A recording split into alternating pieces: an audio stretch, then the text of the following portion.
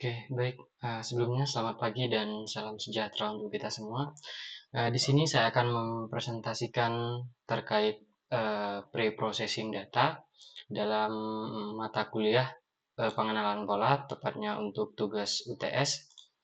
Nama saya Anwar Syadat, eh, berasal dari Brawijaya University.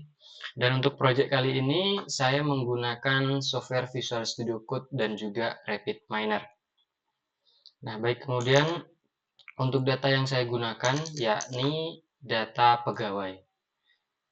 Oke, saya jelaskan dulu di sini data yang akan saya gunakan nanti, yakni ada lokasi wilayah Malang, terus ada 35 terkait gaji, terus usia dan juga lama masa kerja, serta no dan yes ini adalah yang label. Saya jadikan label bahwasanya dari beberapa atribut ini mana yang paling relevan terhadap outputnya. Jadi sebelum kita menganalisis suatu data, tentunya hal yang paling penting yakni kita melakukan preprocessing. Baik, di dalam preprocessing data adalah tahap awal dalam proses machine learning, di mana data mentah diubah menjadi format yang lebih bersih dan siap digunakan dalam model. Nah, jadi untuk machine learning itu kita perlu penanganan missing data. Jadi data yang hilang itu kita bisa menghapusnya atau bisa mengganti nilai yang hilang itu dengan eh, menggunakan metode nilai median, nilai tengah ataupun rata-rata. Nah, kemudian outlier. Outlier adalah data yang memiliki nilai yang sangat berbeda atau jauh dari sebagian besar data lainnya dalam dataset. Nah, untuk outlier ini biasanya ada di dataset itu terkait misalkan ada kesalahan data input dari user gitu seperti itu misalkan. Yang ketiga ada normalisasi dan standarisasi data, yakni mengubah data ke dalam skala yang seragam. Nah, normalisasi data ini penting dilakukan agar dari beberapa atribut itu pengaruhnya terhadap label itu memiliki bobot yang sama. Biasanya itu rentangnya dari 0 sampai dengan 1. Ini tidak mengubah besaran data ya, tetapi dia mengubah skalanya saja. Encoding data kategorikal, mengubah data kategorikal menjadi data numerik. Misalnya one hot encoding. Oke, nah misalkan label kita itu memiliki datanya data kategori gitu. Misalkan kelas A, kelas B, kelas C itu nanti bisa kita konversi menjadi data numerik, data satu, data 2, data 3 dan seterusnya. Fitur selection. Fitur seleksi yakni memilih fitur-fitur yang paling relevan untuk meningkatkan efisiensi dan akurasi model.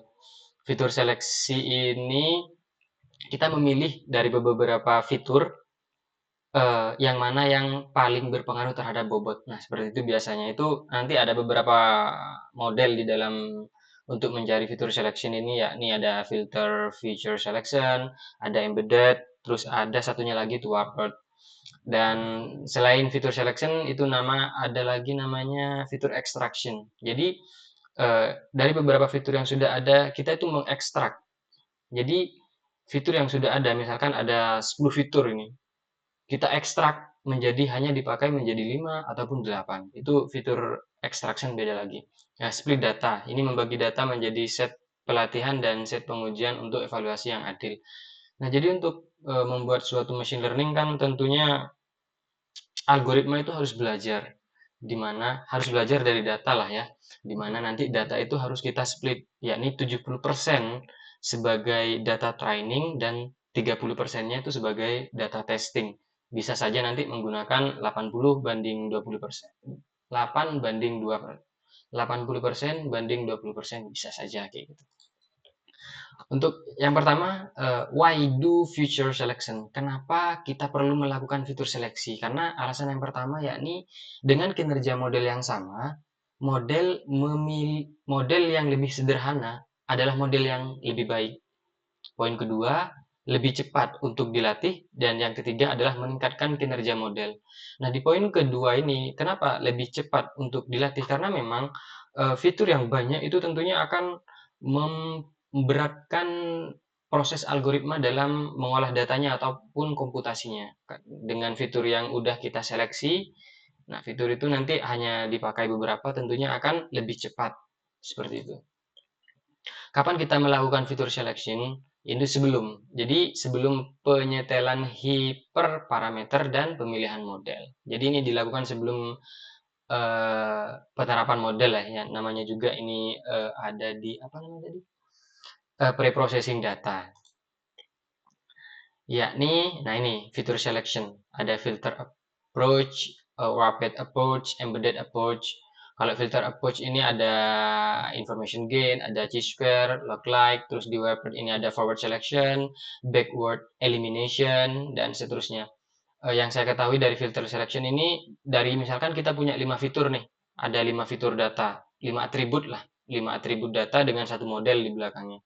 Nah, dari 5 fitur ini kita itu menseleksi ataupun menfilter pakai information gain misalkan mana bobot yang paling besar dari 5 atribut ini. Nah, itu kita pakai dua saja seperti itu. Kalau word approach ini nanti oh ya seperti ini.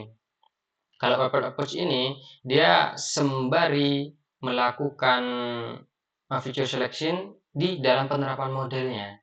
Jadi kemungkinan besar memang feature selection di sini lebih unggul dalam pemilihan fitur yang terbaik. Cuma nanti ada kekurangannya di sini juga. Baik, ekstraksi fitur DT ini nanti aja kita jelaskan. Nah, baik, di sini kita membaca yang pertama, hal yang perlu kita lakukan dalam pre-processing data tentunya membaca missing value pada dataset. Di sini saya menggunakan ya, nih, di sini saya menggunakan Visual Studio Code softwarenya. Oke, nah tentunya hal yang pertama kita import dulu library yang dibutuhkan seperti Pandas. Ini untuk memanipulasi data, terus NumPy untuk operasi numerik dan seterusnya. Pertama kita upload dulu data pegawai di sini. Setelah kita upload df atau data frame sama dengan pd.read. Jadi variabel pd ini membaca file CSV yang bernama data CSV ini, kemudian disimpan di variabel df gitu. Kemudian print jumlah data per kolom, ini dia. Nah, kemudian print df is null. Jadi dia memerintahkan, algoritma ini memerintahkan, bukan algoritma ya, code ini memerintahkan print df. Data frame yang tadi dipanggil, yang nolnya berapa, kebalik, yang nolnya, yang nen gitu, nen atau data kosongnya berapa, kemudian dijumlah, kemudian print df-nya. Nih, di bagian kota itu tidak ada data yang hilang, di bagian umur ada 2 data yang hilang, terus di bagian masa kerja ada 8, di bagian gaji ada 4, di bagian bonus ada 3. Setelah kita mengetahui data yang kosong, kita melakukan imputasi di sini. Jadi, saya tidak serta-merta menghilangkan data itu karena memang datanya hanya 23 di sini. Saya punya 23 baris data. Imputasi nilai yang hilang pada kolom numerik menggunakan median, df umur. Jadi, kolom umur itu kita panggil, kemudian kita ambil mediannya, nilai tengahnya itu, dan diimputasi nilai tengahnya di kolom yang hilang. Sama dengan masa kerja, terus dan juga gaji. Dan untuk bonus di sini karena dia menggunakan kolomnya itu kategorikal bukan numerik, nah kita menggunakan modus. Missing valuing data after. Ini disimpan di variabel missing data. Jadi data yang terbaru itu nanti disimpan di variabel missing data after gitu. Kemudian di print perintahnya. Di print semua. Nah, jadi data-data yang awalnya nen tadi udah hilang. Jumlah missing data di sini setelah diimputasi sama dengan 0000 semua. Seperti itu. Nah, kemudian kita yang kedua ini tujuannya adalah melakukan yang namanya membaca outlier lah ya, membaca outlier. Baik, pertama kita lakukan visualisasi data dulu terhadap kolom umur, masa kerja, dan juga gaji. Di sini kota tidak saya panggil karena memang dia apa ya, kolomnya itu kolom bukan numerik gitu. Apa namanya selain numerik tadi? Kolomnya itu kolom kategori wilayah lah. Jadi tidak saya panggil gitu. Jadi saya hanya panggil 3 kolom di sini. Oke. Kemudian fix size ini ukurannya 10 kali 6, lebar 10, tinggi 6. Df box plot, kemudian pakai apa yo, visualisasinya menggunakan box plot. Ini ketika di print Dia ada data yang aneh nih di bagian umur. Baik, saya lakukan zoom di bagian umur. Kita panggil ini umur. LTDF box plot umur. Nah, ini ada data yang aneh di sini. Pertama kita lakukan pembacaan outlier. Nah, jadi menghitung outlier. Outlier di sini ada rumusnya. Nah, ini rumusnya. Outlier sama dengan IQR sama dengan Q1 min Q3. Q1 itu apa? Q1 sama dengan N plus 1 kali 0,25. 0,25. 25 ini apa? 25 ini kuantil dari 25%. Nah, sedangkan untuk Q3 kita menggunakan 0,75 atau 75% data. Ini ketika dijumlah 23 data, itu kan ada 23 data kan tadi, plus 1 sama dengan 24 kali 0,25 sama dengan 6. Kok 6? Kali 25 iya, nah sama dengan 6. Jadi nilai urutan ke-6. Jadi nilainya itu bukan ditambah ya. Jadi di bagian umur itu diurutkan dari yang terkecil sampai ke terbesar, dan nilai yang ke-6 itu sama dengan 29 tahun kan umurnya. Nah, itu sama dengan Q1. Jadi setelah diketahui Q1 Q2-nya, kita cari IQR. IQR sama dengan Q1 min Q2 sama dengan 9. Terus LB ini mencari lower, batas bawah, batas atas. Nah, setelah diketahui batas bawah, batas atasnya, ini kan sama dengan 15,5 dan 51,5. Artinya apa? Artinya kita cek di sini. Nah, ini data yang di bawah ini tadi, yang di bawah 15,5 itu sama dengan outlier, terdeteksi atau terindikasi outlier. Dan data yang di atas atau lower up, kok lower up? Apa namanya ini? Batas atas lah ya, batas atas itu di atas 51 itu sama dengan outlier. Print datanya. Ketika di print, dia menunjukkan data di baris ke-15, yakni umur 12 sama umur 95. Nah, kemudian kita remove di sini, remove outliernya. Jadi kita timpa, oh enggak timpa ini, enggak saya ganti. Jadi saya langsung hapus saja itu dua data variabel. Dan ketika di print, data yang ini di nomor berapa tadi? Di nomor baris ke-15 dan 17. Nah, di sini baris ke-15 sudah hilang dan baris ke-17 sudah hilang. Secara data analisis memang eh, ya ada benarnya, karena memang umur 12, siapa yang kerja di umur 12 seperti itu kan ya. Dan di umur 95 juga. Baik, nah ini box plot yang sudah bersih dari outlier. Kemudian dari data ini, setelah kita melakukan remove data missing value dan juga remove outlier, oke, mohon maaf, kita tidak melakukan remove missing value, tapi kita memperbaiki missing value dan juga dengan menggunakan median dan juga modus tadi ya. Dan juga kita sudah menangani yang namanya outlier dengan cara menghapusnya. Baru data ini kita simpan ke dalam format CSV, print data. Nah, data filenya itu namanya data setelah dibersihkan .csv.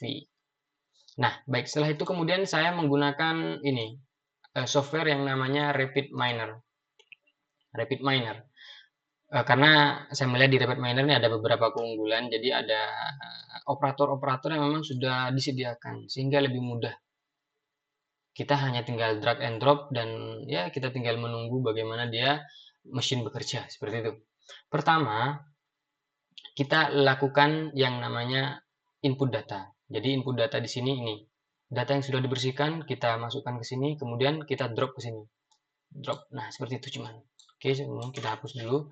Dan pada saat saya memasukkan ini, saya melakukan yang namanya, oke, sebentar, saya bukan buat file baru saja, biar lebih enak. Yes, yes, save. Oke, saya buat file baru saja, biar lebih enak. Nah, ini, misalkan data tadi tuh saya taruh di, bentar ya, saya ambil datanya dulu. Saya taruh di kuliah S2 pengenalan pola UTS, kemudian UTS preprocessing data. Oke, saya rename dulu biar nggak gabung. Oh, salah. FLF2. Rename sebentar ya. Nah, data 22 misalkan. Ini saya rename dulu ya. Nah, baik, saya input di sini. Saya lakukan input data di sini, import data from my computer. Kita cari ininya, lokasinya di disk PC, kemudian data mohon maaf, kuliah S2, kemudian komputasi pengenalan pola, UTS. Nah, ini data yang tadi sudah saya ganti namanya pegawai, saya ganti data 22 karena biar tidak sama seperti ini. Oke, nah ini kita centang ya, karena ini kita jadikan header row, nanti nggak saya baca di analisis data. Ini formatnya polinomial, ini formatnya real, atau kita bisa langsung ganti ke integer aja karena ini umur, masa kerja juga kita ganti jadi format integer. Gaji juga bisa kita ganti menggunakan format integer. Terus ini kan dia berasal dari Jakarta, umurnya 25 tahun, masa kerjanya 5 bulan, gajinya 31.000 misalkan. Apakah dia dapatkan bonus? Oh, ternyata tidak. Ini formatnya kita ganti ke binominal, tidak apa-apa karena memang hanya ada dua label di sini. Terus jangan lupa kita atur change role-nya di sini ke label. Sip, seperti itu. Finish, kita taruh di Latin UTS. Oke, nah ini datanya sudah masuk. Nah ini datanya. Ini kita kalau langsung melakukan visualisasi, oke juga ini. Misalkan kita cek histogramnya. Oh, kok histogram? Nah ini langsung kelihatan kan. Oke, kita ndak ke sini dulu. Kita ke ini dulu. Langsung. Nah, ini kita masukkan data CSV22. Oke. Terus kemudian kita langsung baca seperti ini bisa. Terus atau kita langsung masukkan dulu decision tree misalkan untuk membaca. Oke, saya langsung hapus saja di sini, tapi saya langsung masukkan data yang sudah selesai saya buat di sini. Oh, mohon maaf. Ini kenapa ini? UTS ku kenapa tidak bisa dibuka? Oke, di sini data yang tadi, kemudian saya multiply. Multiply itu ya agar bisa dipakai kemana saja. Nah ini saya menggunakan feature selection di sini, menggunakan weight by information. Nah, kalau saya lihat ini kan outputnya langsung ke sini kan, weight-nya. Saya untuk melihat bobotnya. Pertama, kita langsung play di sini. Nah, ini kan tadi. Nah, ternyata yang paling berpengaruh terhadap label itu ada di gaji dan juga umur. Masa kerja berpengaruh hanya 0,2, kota berpengaruh 0,2 juga. Jadi yang paling berpengaruh di sini kita ingat gaji dan juga umur. Yuk. Setelah kita mengetahui by information, kita sebentar, kita tes dulu. Tes dengan split data misalkan. Kita langsung coba menggunakan apply model nav bias di sini untuk mengetahui performance-nya. Terus di sini kita lakukan split data, saya menggunakan rasio 0,7 dan 0,3. Artinya 70% data dijadikan sebagai training dan 30% dijadikan sebagai data test. Yang 30% kita masukkan ke model nav bias, kemudian yang 70% ke nav bias, terus yang 30% dijadikan data test. Kemudian kita play model, cek performance-nya berapa. Seperti itu. Oke, baik. Kita cek di sini. Results. Oke. Nih, performance vektornya. Jadi, keakuratan atau akurasinya sekitar 83,33%. Semisal kita tidak menggunakan weight by information, kita gunakan langsung dari sananya, itu berapa ya? Kita cek. Saya suka coba-coba soalnya. 83,33. Oke, sekarang kalau kita menggunakan select attribute, di sini kan kita tahu kan bahwasanya tadi yang paling berpengaruh adalah gaji dan juga umur. Coba kita sekarang gaji semua ini kita subset. Subset itu hanya pilih satu ya. Jadi kota misalkan, kita hanya memilih kota untuk mengetahui labelnya kan di sini. Kita milih kota untuk jadi label. Sebentar, saya langsung ambil ke sini. Multiply-nya kita tukar ke sini dulu. Nah, kita cek berapa akurasinya dia. Akurasinya 66. Jadi kita tahu di sini bahwasanya pemilihan fitur itu berpengaruh juga terhadap akurasi di model. Seperti itu. Kalau kita langsung ke sini, kita atributnya itu kita pilih yang terbaik tadi, misalkan. Nih, kita pindah ke sini dulu. Kita kok Ctrl A, terus jangan pilih yang kota tadi. Jadi semua semua fitur kita pilih kecuali kota. Seperti itu kan ya, artinya kita play, kita masukkan ke exam, select atribut, kita masukkan ini. Nih kita cek dulu berapa dia performance-nya. 83. Tadi sekitar 60-an kan. Nah, ini kita dari sini kita mengetahui seberapa berpengaruh fitur selection itu terhadap model.